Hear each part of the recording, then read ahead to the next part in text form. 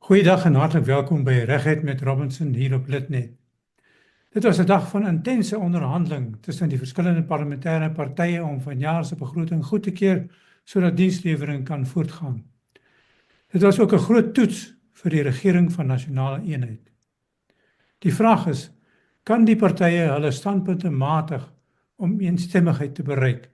Die meerderheidspartij, die ANC, moes die harde werkelijkheid aanvaar dat hy nie meer alleen kan heers nie, en die DA, as tweede grootste partij en alliansievernoot, dat hy sy eise oor machtsdeling moet temper. Om sin van sake te maak is ons gas professor Theo Venter, wat van vandag af weer terug is as politieke ontleder vir die Noordwes Universiteit, na 'n draai van so 3 jaar by die Universiteit van Johannesburg. Hy is van nou af ook gereelde rubriekskrywer oor die politiek vir Litnet. So, ons is op 'n manier kollegas. Welkom prof, dit lyk asof 'n breekspel in die regering moontlik is. Hallo Freek, ja nee, ek beskou ons regtig as kollegas en ons praat nou al 'n geruime tyd saam, nie net hieroor nie, maar ook oor ander sake van belang in die land en jy is heeltemal reg, dit was baie intense samesprekings en om die aard van die samesprekings in konteks te plaas, dink ek moet die luisteraar dink daaraan dat die begroting van Suid-Afrika is nou al oor die 2 triljoen rand en die kwessie waaroor die politieke partye vashak is 50 miljard rand. So dis 'n ongelooflike klein proporsie van 'n groot begroting, maar dis die wyse waarop die ANC wat die begroting ingedien het binne die regering van nasionale eenheid, daai begrotingstekort wou opmaak. Met ander woorde met die verhoging van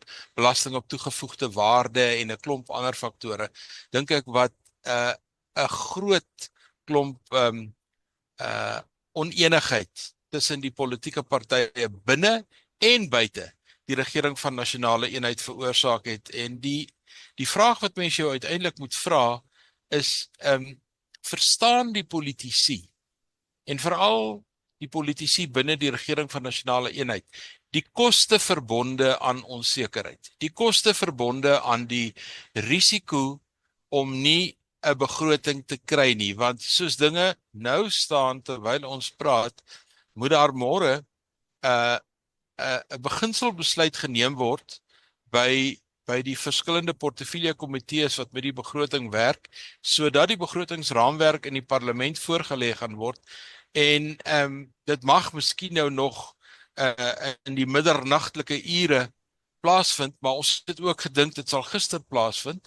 As dit nie plaasvind nie, is dit nie die dood van Katrijn nie, maar dit jaag die koste van onsekerheid net op. So daar is ek dink 'n verantwoordelikheid by minstens die 2 groot partye, die ANC aan die een kant en die DA aan die ander kant, om hier iets te maak werk. En ek voel, net soos menige luisteraar, voel ek ook asof ek rondgegooi word in 'n bootjie op die oop see, want dan is BTW deel van die oplossing, dan is dit nie.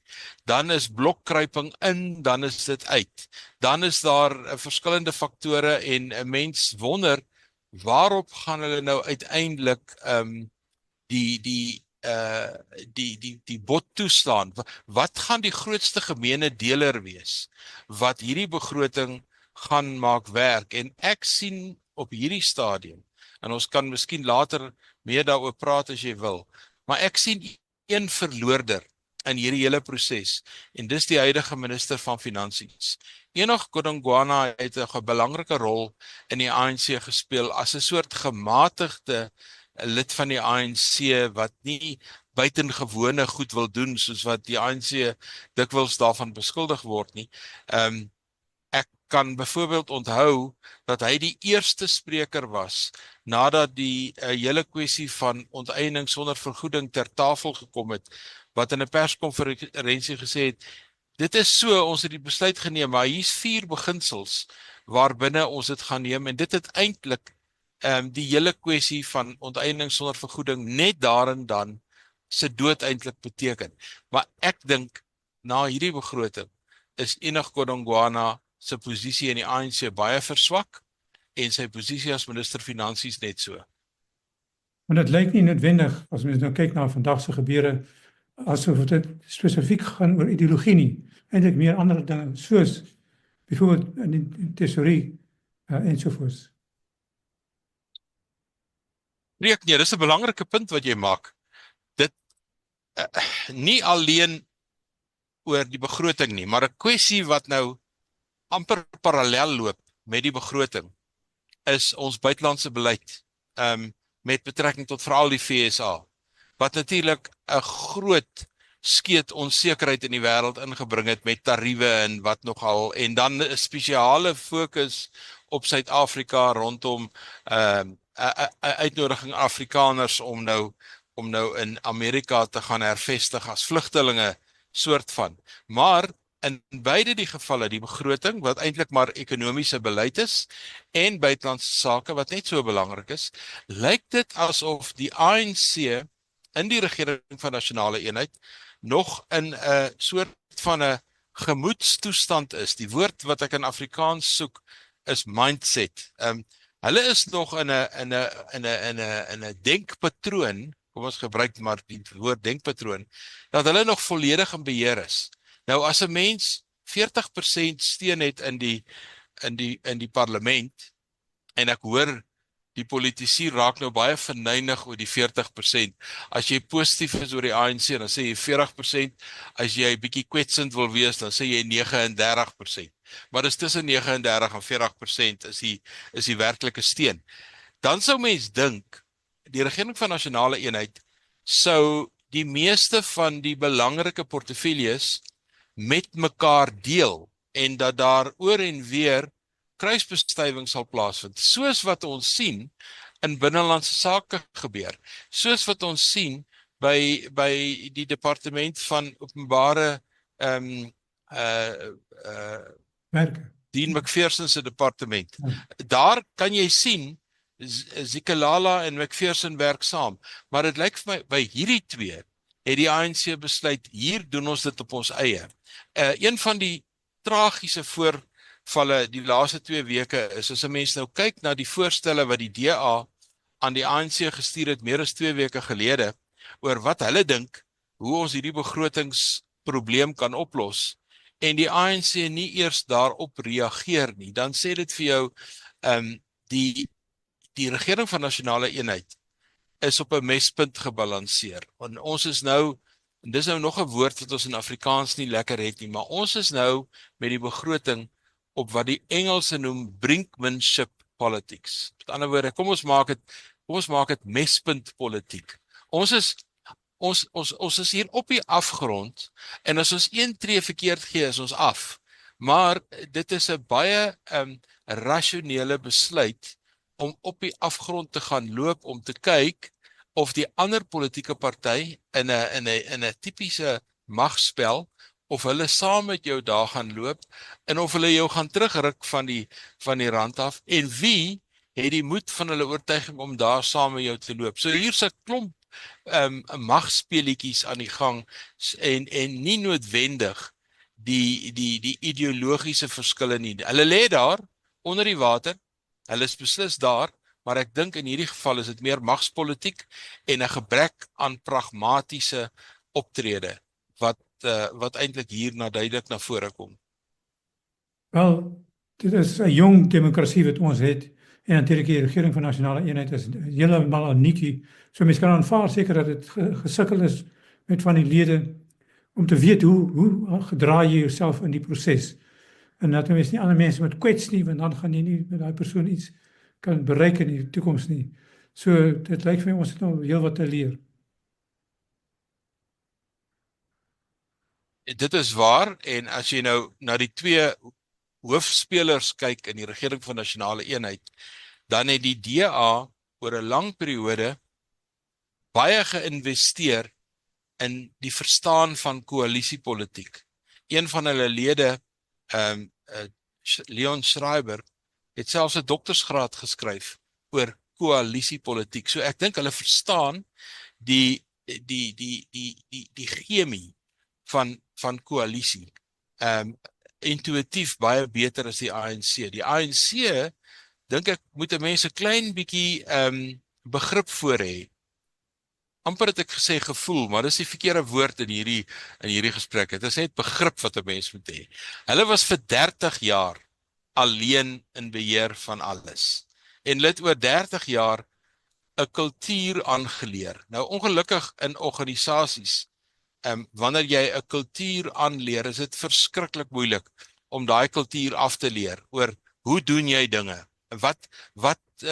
Wat verwag jy, hoe moet mense optree? En ek dink die ANC gaan deur baie diep waters op die oomblik om te besef dat met die begroting, en ek dink ook met buitelandse beleid, en dit sal ons nou sien ontplooi oor die volgende 2 of 3 weke, gaan daar verwag word om 'n soort kompromis aan te gaan wat gee en neem is. En die ANC se dilemma is, hy hanteer homself baie sleg as 'n oppositieparty nadat hy 30 jaar aan bewind was. Oppositiepartye moet baie kreatief wees. Oppositiepartye moet baie positief dink oor hoe hulle self hoorbaar gaan maak. En ek dink nie die ANC het al ooit oor hierdie hele kwessie gedink oor is hulle hoorbaar in die regering van nasionale eenheid, is hulle hoorbaar? Hulle is hoorbaar as die president praat. Hulle is hoorbaar as Ramaphosa sy diplomatieke sakkie oopmaak, want hy is 'n uitstekende diplomaat. Hy kan baie diplomaties oorkom, maar ek dink nie hy's 'n magspolitikus op dieselfde vlak as wat hy 'n diplomaat is nie.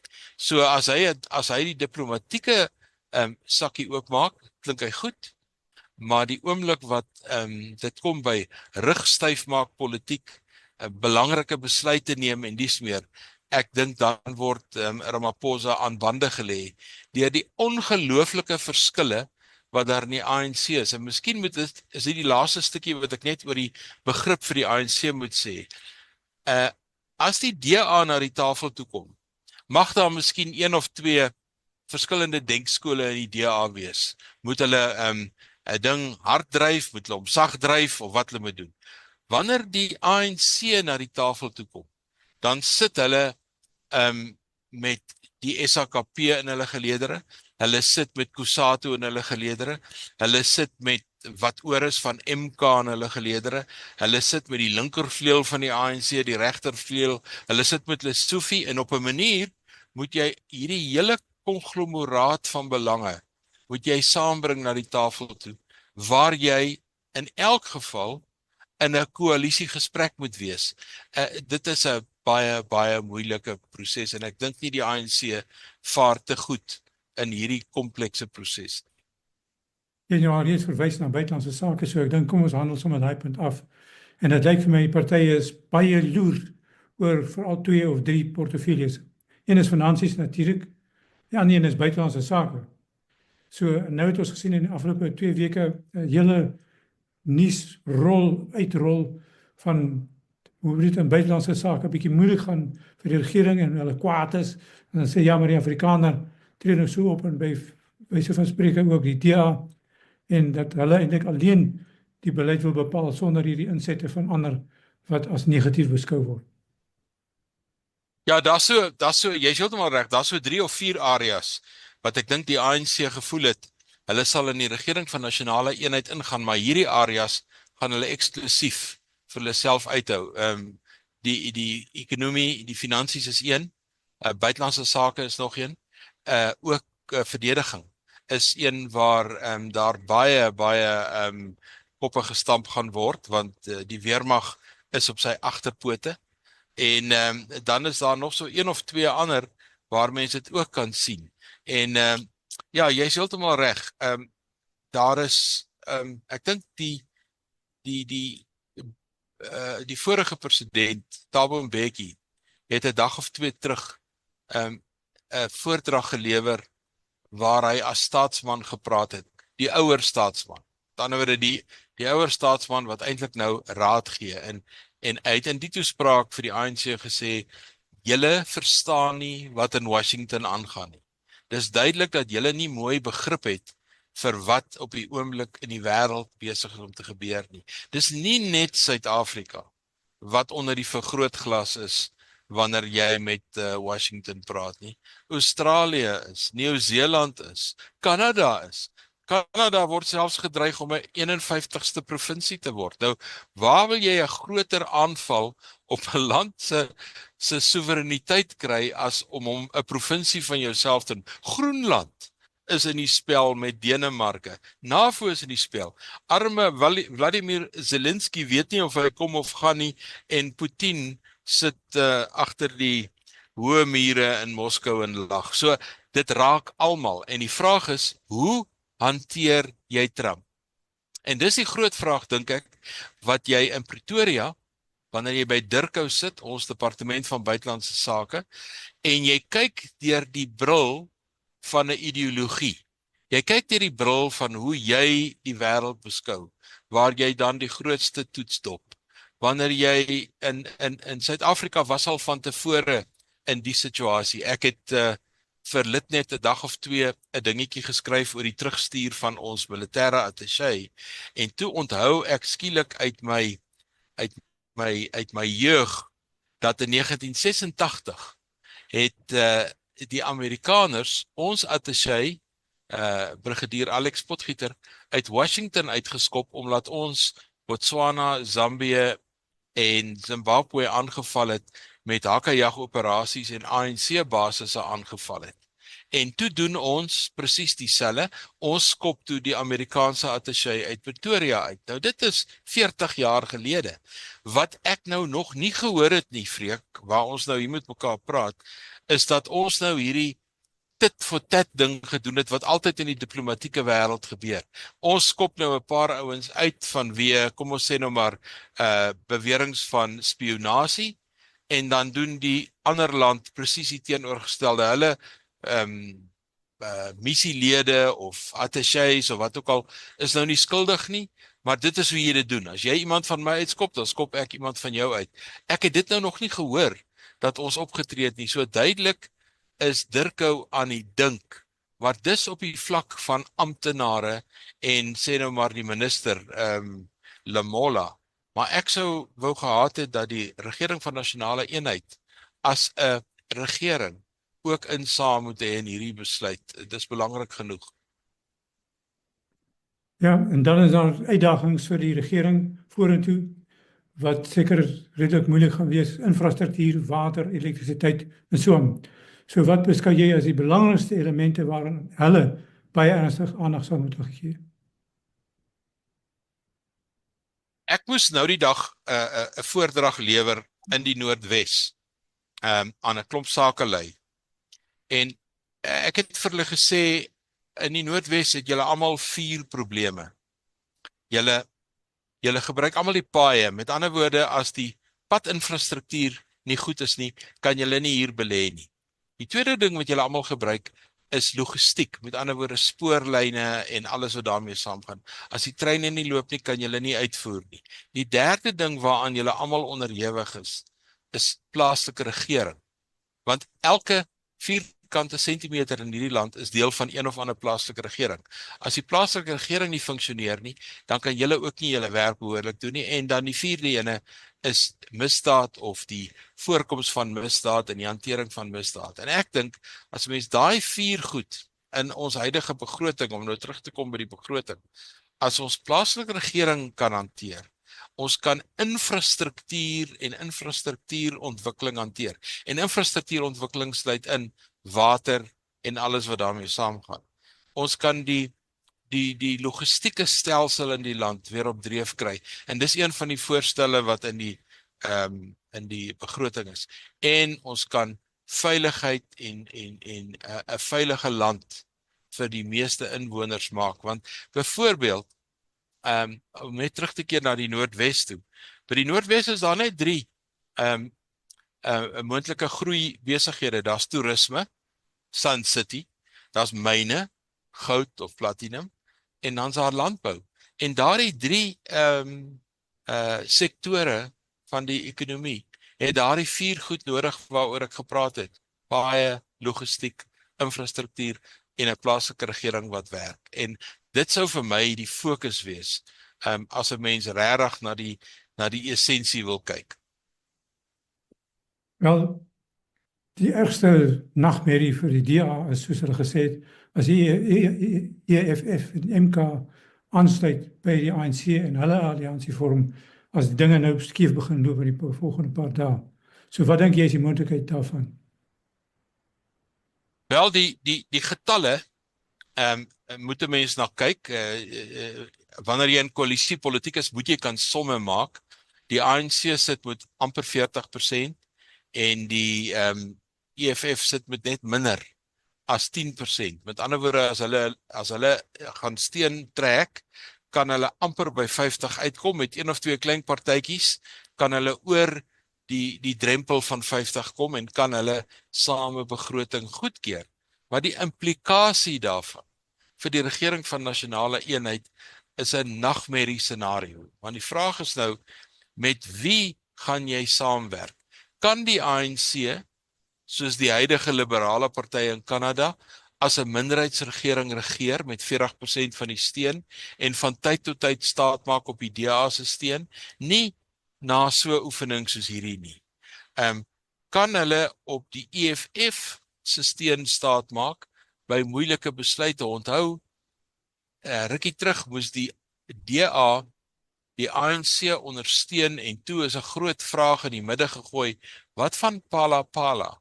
Dit kom toe van MK en van die EFF af. En toe die DA gesê, kyk, wanneer ons moet besluit oor die nasionale belang, en hierdie saak gaan oor die nasionale belang, dan is Phala 'n klein aangeleentheid wat ons een kant kan neersit. Ek dink die skande rondom Ja, ek dink nie die EFF kan dit doen nie. Daarom is die EFF as 'n vennoot vir die ANC, dink ek, die dood in die pot. Ek dink nie die ANC gaan dit oorleef om met die EFF saam te werk. Wat is jou taksering van die regering van nasionale eenheid sover? Ek dink as mens positief daarna kyk. Ons het reeds oor die negatief gepraat en dit is onsekerheid, het 'n koste. Mense weet nie wat aangaan nie en alles word duurder, mense investeer nie, dis alles aan die negatiewe kant. Maar aan die positiewe kant dink ek moet 'n mens besef dat die lede van die regering van nasionale eenheid 'n baie fyner aanvoeling begin ontwikkel vir hoe om saam te werk. Dit het deels begin rondom die Bela-wet, maar dit was nie baie suksesvol nie. Dit het deels gefunksioneer rondom die onteieningswet, maar dit was nie suksesvol nie. En ek dink met die begroting het veral die DA nou vasgetrap en gesê tot hiertoe en nie verder nie. En die ANC kan nie sonder die DA nie. En die DA kan nie sonder die ANC nie. So in 'n sekere sin is al twee van hulle ingebind en aangewese op mekaar. En Freek, ons spring nou ver vorentoe, maar hier waar ons nou staan in April maand van 2025, is ons so 'n jaar en 'n bietjie weg van die volgende verkiesing, die verkiesing vir plaaslike regering. En my vraag is alreeds, hoe gaan die ANC en die DA met mekaar saamwerk in so 'n aanloop tot 'n verkiesing waar ons weet politici skiet uit die heup uit, hulle dink nie wat hulle sê nie, of hulle praat eers en dan dink hulle en daai soort van goed. So hierdie is 'n goeie oefening, 'n robuuste oefening vir die ANC en die DA om uit te werk hoe hulle hierdie krisisse gaan hanteer. En natuurlik wag ons nou nog vir hierdie nasionale dialoog, wat lyk my ook nie vir die grond wil afkom nie, want dit kan ook 'n rol speel oor hoe groter samewerking kan manifesteer. Wat dink jy met die rol wees van die burgers en van die sake sektor in hierdie volgende jaar of twee? Wel, in 'n sekere sin doen die burgers, die burgery en die sake sektor reeds wat ek dink hulle moet doen. So het ons gesien dat lede van die burgerlike samelewing, AfriForum en Solidariteit, hulle is lede van die burgerlike samelewing op georganiseerde vlak, die werking van belangegroepe en belangegroeppolitiek in die VSA baie goed bestudeer het en presies geweet het hoe beïnvloed jy besluitnemers in Washington. So hulle het hulle huiswerk gedoen, hulle het hulle ding gaan doen en dit het 'n groot ontwrigting veroorsaak. Die regering neem hulle nou baie kwaadlik. Maar ek dink hulle het gedoen presies wat iemand doen wat graag vir die regering iets wil sê, wat hoorbaar wil wees, maar die regering is toondoof. Dan gaan praat jy op plekke en dan dwing jy deure oop. Dit is baie keer destruktief en dit vind met groot spanning en wat ook al plaas, maar dis een van die aksies wat jy doen. Die tweede ding is wat Sakelei nou reeds gedoen het. Die afgelope week was daar verskeie sakemanne en oud politici in Washington. Nuwe sending, 'n ander sending.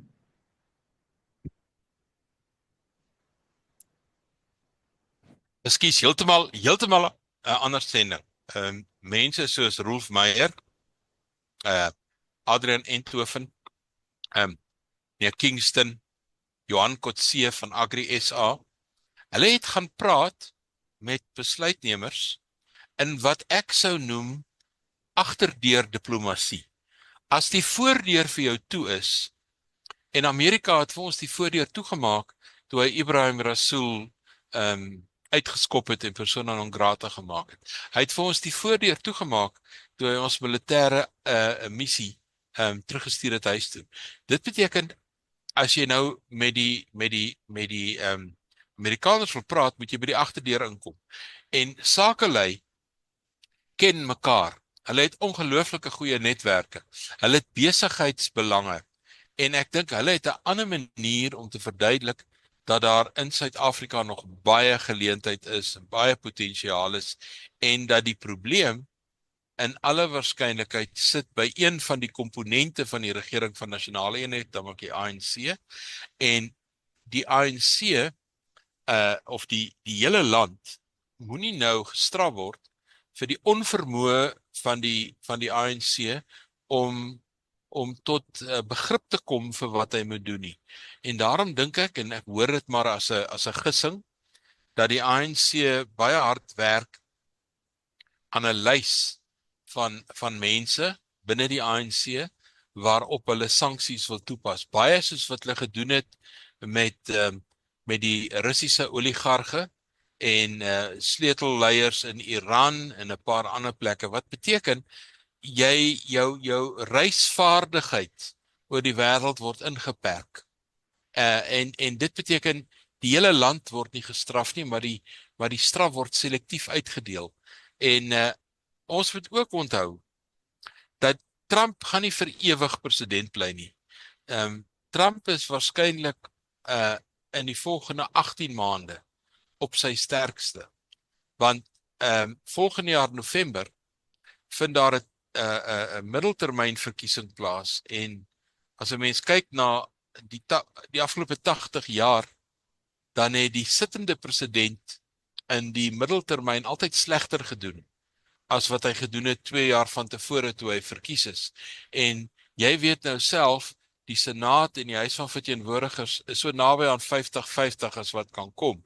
As die Demokrate tot verhaal kom, en ek moet toegee, hulle sukkel om tot verhaal te kom, dan gaan dit vir Donald Trump dit baie moeilik maak as hy nie meer die steun van die Kongres het nie. So 'n mens moet nou dink ek 'n perspektief neem van hier af tot Desember volgende jaar is een periode, en daarvoor moet ons onsself inrig. Ons moet onsself inrig dat ons toegang tot AGOA, waar ons tariefvry kan uitvoer na Amerika, dalk môre tot 'n einde kom. Ons weet nie, dis deel van die onsekerheid, maar tot nou toe het Trump nog geen tariewe teen Suid-Afrika ingestel nie, en ons mag dalk môre deel wees van 'n mandjie van lande wat nou sal uitvind wat is die nuwe tariewe wat op ons van toepassing gemaak is, want vir Donald Trump is tariewe nog altyd 'n instrument van internasionale handel en buitelandse sake. En dis nie asof hy dit in sy eerste termyn gedoen het of in sy tweede termyn nie. Hy, toe hy nog 'n sakeman in New York was, in een van sy onderhoude van omtrent 20, 30 jaar terug, het hy gesê tariewe is hoe ons land moet bestuur, en toe het hy 'n byltjie te sluip gehad met Japan. Dis nou nie meer Japan nie, hy het nou ander lande in sy vizier. Heel wat vyande, maar ons hoop ons kan vriende maak. Theo, baie dankie, dit is lekker om met jou te gesels. Voorspoed op in hierdie nuwe werk, hier so by Litnet. Preek, baie dankie, en ek geniet dit, ja.